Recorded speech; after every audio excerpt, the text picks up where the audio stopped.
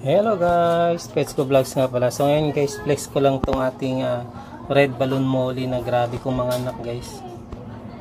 Yan, kakapanganak lang niya uli ngayon. So ngayon is June 7, 2025. So nung umpisa lang yan sa trio guys. Nandyan yung dalawang isang male at saka isang female nagtatago.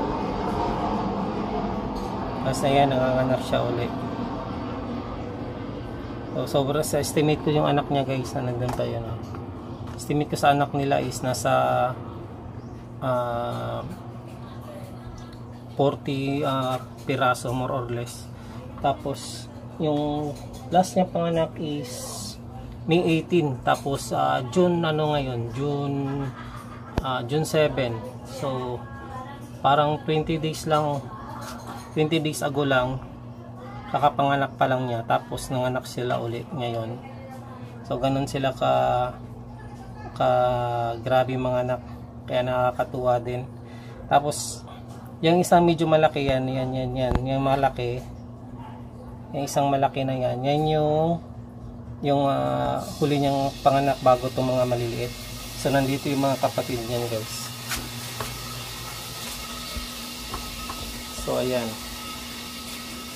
kasama yung mingming natin na sobrang dami din nila.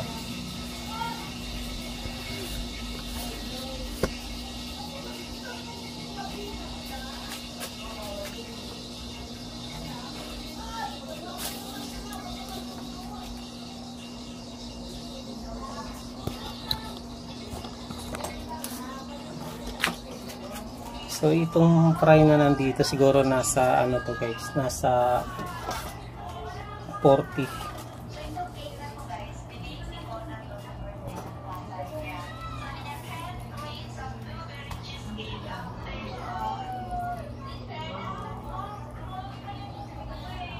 Ayan. Yan yung isang male. Siniparit ko lang para hindi sila mag-away ng isang female. Yung pinakamalaki na yan dyan guys. Yan yung isa sa trio na na nabili natin. Ano ba ito? Ayan. So tapos yan guys, nanganak din yan yung isang female na yan, nandito naman sa kabila.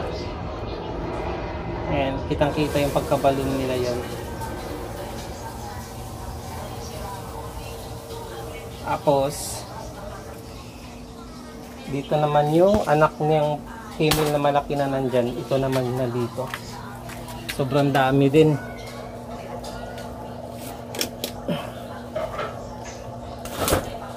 So ito naman yung anak ng female doon sa brown na tub.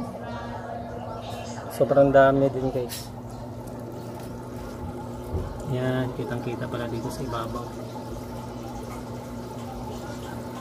Nakakatuwa lang tingnan kasi sobrang dami sila pag manganak.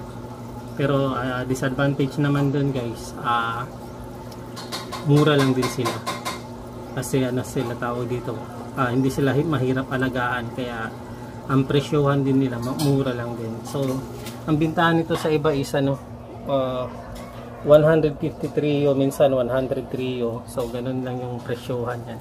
Kung maramihan ayun, mas mababa. Pero yun nga, nakakatuwa pag mga beginners, sa mga beginners kagaya ko, nakakabalik lang. Minsan kasi parang nauura tayo pag hindi pa nanganganak yung mga isda natin. So pag may pag may red balloon molly ka, parang may energize ka, parang gaganahan ka na mag-alaga kasi may nakikita kang fry. So yun naman kasi yung pinaka kasiyahan natin sa pagbi-breeding guys, yung makita na may nanganak, lumaki na yung anak, may mga ganong bagay. So ulitin ko sa mga kagaya ko na kakabalik lang mag-isda, yan, mas natutuwa na ako sa mga ganito guys. Ayan.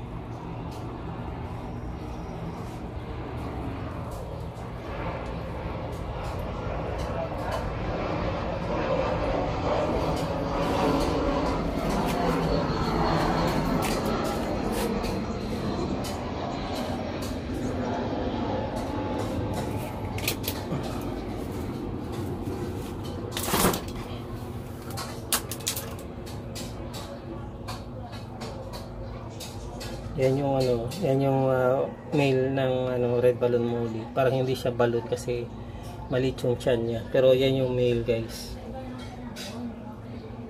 Yung female nagtatago. Pero nanganak na sobrang dami.